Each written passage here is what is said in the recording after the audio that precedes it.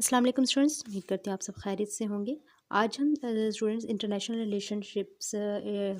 Relations PSC 201 के lecture number 8 को देखेंगे, जिसमें हमने आज बैलेंस ऑफ पावर को पढ़ना है। ठीक है, चैनल पे नहीं हो तो प्लीज़ चैनल को सब्सक्राइब करके वीडियो को लाइक और शेयर करें। और अगर इसके अलावा आपको कोई मजीद लेक्चर्स चाहिए तो प्लीज़ कमेंट बॉक्स में आप ज़रूर बताइएगा विद कोड। इंशाल्लाह आपको जो है वो ज़रूर आपको प्रोवाइड किए जाएंगे लेक्चर्स। इसके अलावा जो भी चीज़ें आपको चाहिए आप मुझे बता सकते हैं। ठीक है जी स्टूडेंट्स, आज हम बैलेंस ऑफ पावर के बारे में पढ़ेंगे।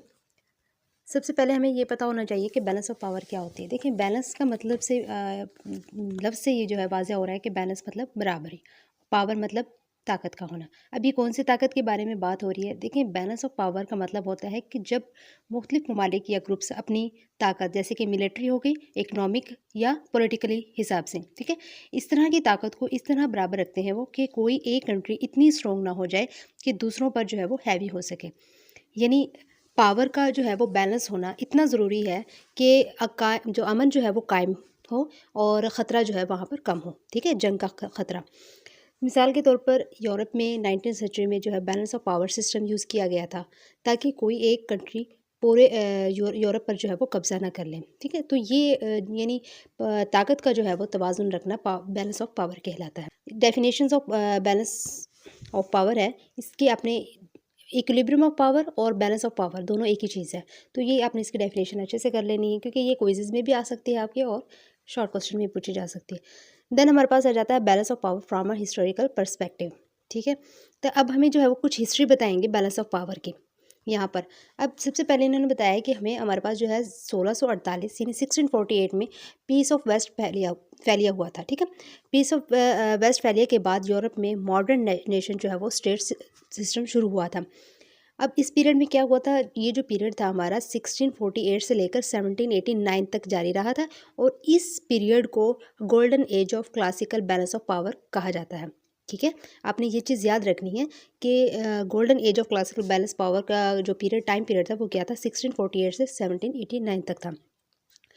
यूरोपियन जो है वो रूलर्स ने ये प्रिंसिपल एक्सेप्ट कर लिया कि फॉरेन पॉलिसी का जो मेन ऑब्जेक्टिव है ये होगा कि कोई भी एक स्टेट ज़्यादा पावरफुल ना हो। ज़ाहिर बात है, जो भी कोई एक स्टेट पावरफुल होगी वो दूसरे पर जो है वो जंग जारी कर सकता है, और दूसरे मुल्क को जो है वो ख़तरा हो सकता है। और ज़ाहिर बात है, इसके बाद जंग जब शुरू होगी तो वहाँ पर अमन कायम नहीं होगा। तो मेन मसला यही था बैलेंस ऑफ पावर का, कि अमन कायम रहे और जंग का ख़तरा भी कम हो। ठीक है, अब ये एक कुदरती चीज़ भी है कि जब कोई इंसान के तौर पर भी देखा जाए तो वहाँ पे अगर किसी के पास ज़्यादा ताकत आ जाती है या रुपया पैसा ज़्यादा आ जाता है, तो वो अपने से नीचे वालों पर जो है वो ख़तरे का बायस बन सकता है। तो इसी तरह यहाँ पे भी यही चीज़ है। इसके बाद हमारे पास जो है वो आ जाता है लॉय। अब यहाँ पर आप कहेंगे कि ये क्या है, LOUIS, इसको आप लॉयस नहीं पढ़ेंगे, यहाँ पर ऐसा आपका जो है वो साइलेंट हो जाएगा, आपने पढ़ना लॉय। लॉय 14 के ख़िलाफ़ जो है वो बैलेंस ऑफ पावर भी था। अब यहाँ पे कहते हैं कि 17th सेंचुरी के दरमियान बैलेंस ऑफ पावर का जो है वो यूज़ हुआ था, फ्रांस के बढ़ते हुए पावर के ख़िलाफ़ किया गया था।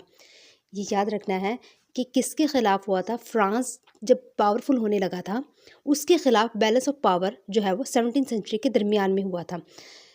अब लॉय 14 जो है वो दूसरे यूरोपियन स्टेट्स ने जो है वो अलायंसेस बनाकर फ्रांस को कंट्रोल करने की कोशिश की।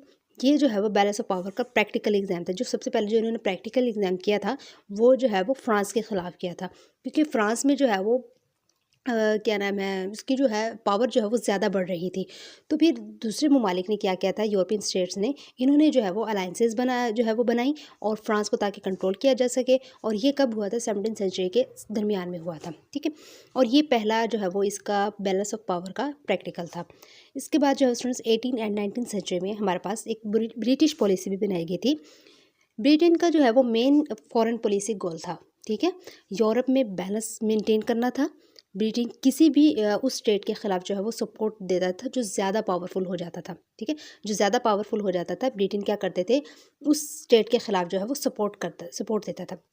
यानी जैसे फॉर एग्ज़ाम्पल, अगर एक जो है वो एग्ज़ाम्पल ले लेते हैं, जैसे कि अगर भारत जो है वो ज़्यादा पावरफुल हो रहा है और उसकी बनिस्बत पाकिस्तान हमारा कम पावरफुल है, तो जो ब्रिटेन जो है कमज़ोर मुल्क होता था उसको सपोर्ट करता था ख़िलाफ़ उसके। ठीक है, दूसरे जो पावरफुल कंट्री होते थे उसके ख़िलाफ़ जो है वो कमज़ोर मुल्क को सपोर्ट करता था। तो ये ब्रिटेन का मेन पर जो है वो गोल था। इसके बाद स्टूडेंट्स 1815 से 1914 तक जो है वो यूरोपियन बैलेंस सिस्टम कायम हुआ। देखिए कांग्रेस ऑफ वियना के बाद यूरोप में एक सिस्टम इस्टेब्लिश हुआ था जो कि 1914 तक चला था। ठीक है, कब तक? 1914 तक चला था। इस दौरान एक जो है वो एक उन्होंने एक इम्पोर्टेंट एंड जो है वो बहुत ही अच्छी किस्म की एग्जाम्पल है यहाँ पर दी हुई है कंसर्ट ऑफ यूरोप की। मेजर यूरोपियन जो है वो पावर्स मिलकर काम करती थी। जो मेजर मेजर मतलब यानी ज़्यादा तादाद में जो यूरोपियन पावर्स होती थी वो मिलकर काम करती थी ताकि पावर का बैलेंस जो है वो बना रहे और वार ना हो। ठीक है, तो जब जर्मनी स्ट्रॉन्ग होने लगा तो 19th सेंचुरी के यानी एंड पर तो यूरोप में दो मुख्तलिफ अलाइंसेस ब्लॉक्स बन गई थी। ठीक है, जब जर्मनी स्ट्रॉन्ग होने लगा, याद रखना है आपने। और ये जर्मनी कब स्ट्रॉन्ग होने लगा था? 19th सेंचुरी के एंड पर। तो यूरोप में क्या हुआ था कि दो मुख्तलिफ अलाइंसेस ब्लॉक्स बन गई और सिस्टम बाइपोलर हो गया। बाइपोलर का मतलब यही होता है दो चीज़ों के बारे में, जब किसी भी दो चीज़ों के बारे में बात होगी तो बाइपोलर आ जाएगा। ठीक है, तो आखिरकार ये सिचुएशन जो है वो वर्ल्ड वार फर्स्ट और फिर वर्ल्ड वार सेकंड का सबब बनी। ठीक है, तो वर्ल्ड वार फर्स्ट के बाद जो है वो कुछ स्कॉलर्स ने जो है वो ये कहा था कि balance of power system dangerous है। ठीक है, यानी बैलेंस ऑफ पावर का यानी बराबरी करना ये एक डेंजरस है और इसकी जगह कॉपरेशन और कलेक्टिव सिक्योरिटी होनी चाहिए। ठीक है, तो उसको उन्होंने कहा था कि जैसे कि लीग ऑफ नेशंस जो है वो बनाई गई, तो इसके बाद बनाई गई थी। तो देन वर्ल्ड वार सेकंड के बाद जो है दुनिया दो सुपर पावर्स में डिवाइड हो गई, यूनाइटेड स्टेट और सोवियत यूनियन में। ठीक है, आपने ये चीज़ याद रखनी है, वर्ल्ड वार सेकंड के बाद हुई थी, फर्स्ट के बाद नहीं, सेकंड के बाद दुनिया जो है सुपर पावर्स में डिवाइड होगी। तो वो भी दो सुपर पावर्स में, एक यूनाइटेड स्टेट दूसरा सोवियत यूनियन। इस पीरियड को जो है वो उन्होंने कोल्ड वार बाइपोलर सिस्टम भी कहा है। ठीक है, ये चीज़ याद रखनी है। दोनों के दरमियान आइडियोलॉजिकल डिफरेंस था। ज़ाहिर बात है यूएसए क्या चाहता था? कैपिटलिज्म। और यूएसएसआर यानी जो सोवियत यूनियन था वो क्या चाहता था? कम्युनिज्म। 1960 के बाद चाइना जो है वो फिर उभर कर आया। थर्ड वर्ल्ड कंट्रीज़ का रोल जो है वो बढ़ा। यूरोप और जापान इकोनॉमिकली स्ट्रॉन्ग हुए। तो यहाँ फिर से बैलेंस ऑफ पावर का कंसेप्ट जो है वो रेलिवेंट हो गया था। तो स्टूडेंट्स ये उन्होंने कुछ हिस्ट्री बताई है हमें बैलेंस ऑफ पावर की। तो ये मेन इंपॉर्टेंट चीज़ें हैं। यहाँ पर एमसीक्यूज़ बहुत ज़बरदस्त बने हुए हैं, ये मैंने हाईलाइट किए हुए हैं ये। और यहाँ पर जो है वो ज़्यादा आपकी कोई ये नहीं पूछा जाएगा, इसी में से आपके क्विज़ेस वगैरह बनाए जाएंगे जो मैंने आपकी हाईलाइट की हुई हैं। ये आपने अच्छे से देख लेनी है। देन हमारे पास आ जाता है, अच्छा यहाँ पर एक 1991 में जो है वो का भी एक जिक्र किया हुआ है कि यूएसएसआर के टूटने के बाद यानी सोवियत यूनियन के टूटने के बाद जो है वो सिर्फ यूएस से एक सुपर पावर रह गया था। जब यूएसएसआर टूटा था तो एक सिर्फ एक यूएस, ज़ाहिर बात है दो सुपर पावर्स थी ना, एक तो यूएस था और दूसरा हमारे पास यूएसएसआर थी। जब यूएसएसआर टूट गई तो ज़ाहिर बात है एक सुपर पावर आएगी, वो हमारे पास यूएस है। सिस्टम जो है वो फिर ज़ाहिर बात है क्या हो गया? यूनिपोलर हो गया, क्योंकि एक यूनि जो है वो वाहिद को जो है रिप्रेजेंट करता है, तो यूनिपोलर हो गया था। ये चीज़ याद रखना। इसके बाद स्टूडेंट्स हम आ जाते हैं आगे सम बैलेंस ऑफ पावर टेक्निक्स पे। यहाँ पे भी हमें जो है कुछ टेक्निक्स बताई गई हैं बैलेंस ऑफ पावर की। तो देखें हमारे पास जो पहले है वो है अलाइंसेस यानी नेटो एंड काउंटर अलाइंसेस। ठीक है, अब स्टेट्स अपनी सिक्योरिटी के लिए अलाइंसेस बनाती हैं। ज़ाहिर सी बात है, जब आप कोई भी है चीज़ सिस्टम बनाया जाता है तो सबसे पहले वो अपनी सिक्योरिटी करेगा मजबूत। जब स्टेट्स अपनी सिक्योरिटी के लिए अलाइंसेस बनाती हैं तो ताकि किसी पावरफुल स्टेट को जो है वो काउंटर किया जा सके, जैसे कि नेटो और वार्सा पैक्ट। कोल्ड वार के दौरान जो है वो वेस्टर्न कंट्रीज़ ने नेटो बनाया था। ये आपने प्रीवियस लेक्चर्स में भी आपने पढ़ा है कि वेस्टर्न कंट्रीज़ ने नेटो बनाया था कोल्ड वार के दौरान। इसके जवाब में जो है वो सोवियत ब्लॉक ने जो है वो वार्सवा पैक्ट बनाया था। दोबारा सुन ले कि वेस्टर्न कंट्रीज़ ने क्या बनाया था? अपनी अलाइंसेस, मतलब उसके लिए सिक्योरिटी के लिए अलाइंसेस बनाई थी। वो कौन सी थी? नेटो थी। और जो कि सोवियत ने जो बनाया था उन्होंने वार्सा पैक्ट बनाया था। तो ये अलाइंसेस जो है काउंटर अलाइंसेस जिसे कहते हैं, ये सिस्टम था जो बैलेंस ऑफ पावर का जो है वो एक बेहतरीन लगाने के इनकी एक मिसाल है। ठीक है, इसके बाद जो है स्टूडेंट्स उन्होंने हमें बताया है कि आर्मामेंट एंड डिसआर्मामेंट के बारे में। ठीक है, अब आपने पीछे पढ़ा था कि आर्मामेंट क्यों बनाई जाती हैं, डिसआर्मामेंट क्यों। देखिए कभी स्टेट्स अपनी मिलिट्री पावर बढ़ाती हैं तो ताकि बैलेंस जो है वो मेंटेन रहे। अब मिलिट्री यानी जैसे कि आपकी आर्मी फोर्सेस हो गई, पाक आर्मी हो गई, या जैसे कि आप नेवी एयर फोर्स वाली, ये वाली चीज़ें। ठीक है, तो स्टेट्स जब अपनी पावर बढ़ाने के लिए इनको मज़ीद जो है वो हायर करेंगी तो साउथ एशिया ने जो है वो सब कॉन्टिनेंट में इंडिया और पाकिस्तान के दरमियान जैसे कि आर्म रेस देखी गई।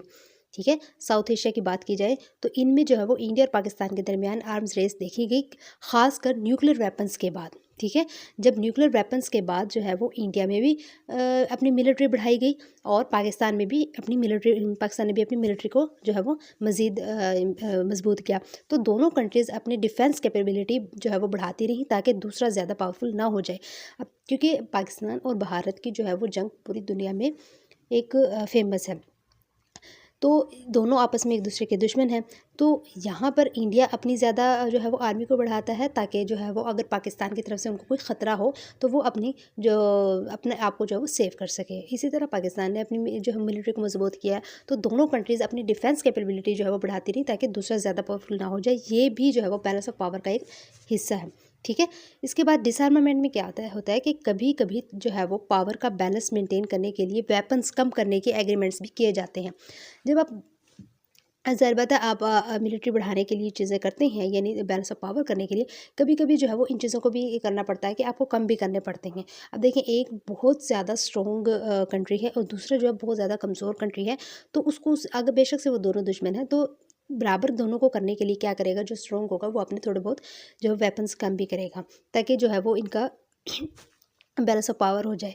तो न्यूक्लियर नॉन प्रोलिफरेशन ट्रीटी भी है, वो इस ट्रीटी का जो है ये मकसद था न्यूक्लियर वेपन्स के जो है वो फैलाव को रोकना था ताकि ग्लोबल बैलेंस डिस्टर्ब ना हो। ठीक है, इसके बाद स्टूडेंट्स हमारे पास जो है वो आ जाता है इंटरवेंशंस। ठीक है, इंटरवेंशंस एंड नॉन इंटरवेंशंस। अब यहाँ पे ये दोनों चीज़ें बताई गई हैं कि इंटरवेंशंस जो है कभी पावरफुल स्टेट्स जो है वो किसी दूसरे कंट्री के इंटरनल अफेयर्स में इंटरफेयर होकर बैलेंस मेंटेन करती हैं। ठीक है, जैसे कि सोवियत अफ़गान वार है, सोवियत यूनियन ने अफ़गानिस्तान में जो है वो इंटरवेंशन की थी। इसी तरह यूएसए ने भी अफ़गानिस्तान में मिलिट्री एक्शन लिया 2001 के बाद। ठीक है, ये आप लोगों ने याद भी होगा। तो ये सब जो है वो रीजनल या ग्लोबल बैलेंस को जो है इन्फ्लुएंस करने के लिए था। ठीक है, और जो नॉन इंटरवेंशंस में ये होता है कि कभी जो है वो स्टेट्स जानबूझकर इंटरफेयर नहीं करती ताकि बैलेंस डिस्टर्ब ना हो। जैसे कि स्पेनिश ने जो है वो सिविल वार थी, फ्रांस और ब्रिटेन ने ऑफिशियली इस वार में डायरेक्ट इंटरफेरेंस जो है वो नहीं की थी ताकि यूरोपियन जो है वो बैलेंस बिगड़ ना जाए, डिस्टर्ब ना हो जाए। ठीक है, तो मतलब क्या है कि बैलेंस ऑफ पावर मेंटेन करने के लिए स्टेट्स अलायंसेस बनाती हैं जैसे नेटो और वार्सा पैक्ट, और कभी मिलिट्री बिल्डअप करती हैं जिससे आर्म्स जो है वो आर्म्स रेस जो है वो कहते हैं, जैसे साउथ एशिया में देखा गया है। कभी डिसआर्मामेंट ट्रीटीज साइन की जाती हैं जैसे न्यूक्लियर नॉन प्रोलिफरेशन ट्रीटी, और कभी जो है वो इंटरवेंशन या नॉन इंटरवेंशन की पॉलिसी अडॉप्ट की जाती हैं जैसे अफगानिस्तान और स्पेनिश सिविल वार के एग्जाम्पल्स है। ठीक है, तो यानी बैलेंस ऑफ पावर सिर्फ एक थ्योरी नहीं बल्कि प्रैक्टिकल स्ट्रेटजीज़ का जो है वो का एक सेट होता है जो स्टेट्स अपनी सर्वाइवल और सिक्योरिटी के लिए यूज़ करती हैं। क्लियर हो गया? तो ये जो चीज़ें हैं आपने याद रखनी है। अलायंसेस कौन कौन सी बनाई गई हैं और नेटो और वार्सा पैक्ट और आर्मामेंट में, ये सारी मैंने आपको जो है वो यहाँ पे क्लियर कर दी हैं। इसके बाद स्टूडेंट्स हम आ जाते हैं kinds of balance of power. ये जो है वो स्टूडेंट्स मोस्ट इंपॉर्टेंट है, आपने ये सारी काइंड्स जो है वो अच्छे से याद करनी as a short long and quiz के हवाले से हैं। जैसे सिंपल और कॉम्प्लेक्स के दरमियान जो इनका डिफरेंस है। ठीक है, जनरल और पर्टिकुलर के बारे में है यहाँ पर। ठीक है, सब्जेक्टिव और ऑब्जेक्टिव आ गया आपके पास। तो ये सारी आपके पास जो है वो काइंड्स है, ये सारे अच्छे से याद करने। अब हम देखते हैं कि यहाँ पर क्या क्या चीज़ें। देखिए, simple versus complex balance of power कैसे। सिंपल बैलेंस ऑफ पावर क्या होगा, इसमें सिर्फ दो मेजर पावर्स होती हैं और दोनों की जो पावर है वो लगभग तकरीबन बराबर ही होती है। यानी पार्टी जो है वो, यानी कि बराबरी जो है वो ज़रूरी होती है। जैसे कोल्ड वार के दौरान यूनाइटेड स्टेट्स और सोवियत यूनियन के दरमियान ये दो मेजर पावर्स थी। ठीक है, और इनकी जो है वो पावर्स भी तकरीबन बराबर थी। तो दोनों सुपर पावर्स एक दूसरे को जो है वो बैलेंस कर रही थी। क्लियर हो गया? कम्प्लेक्स बैलेंस ऑफ पावर क्या होता है, इसमें दो से ज़्यादा पावर्स होती हैं। याद रखना है, सिंपल में दो मेजर पावर्स होती हैं और कम्प्लेक्स में दो से ज़्यादा पावर्स होती हैं।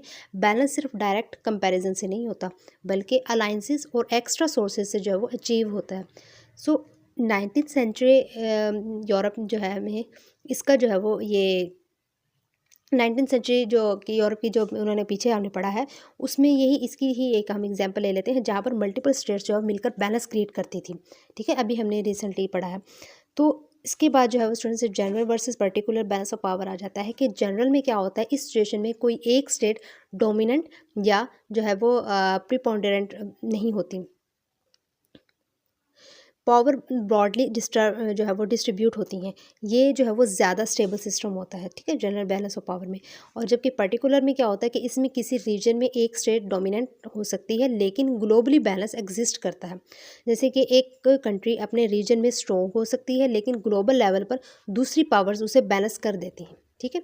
इसके बाद सब्जेक्टिव में क्या होता है कि ये जो है वो परसेप्शन यानी अपनी हमारी जो थॉट्स होती हैं उस पर बेस्ड होता है।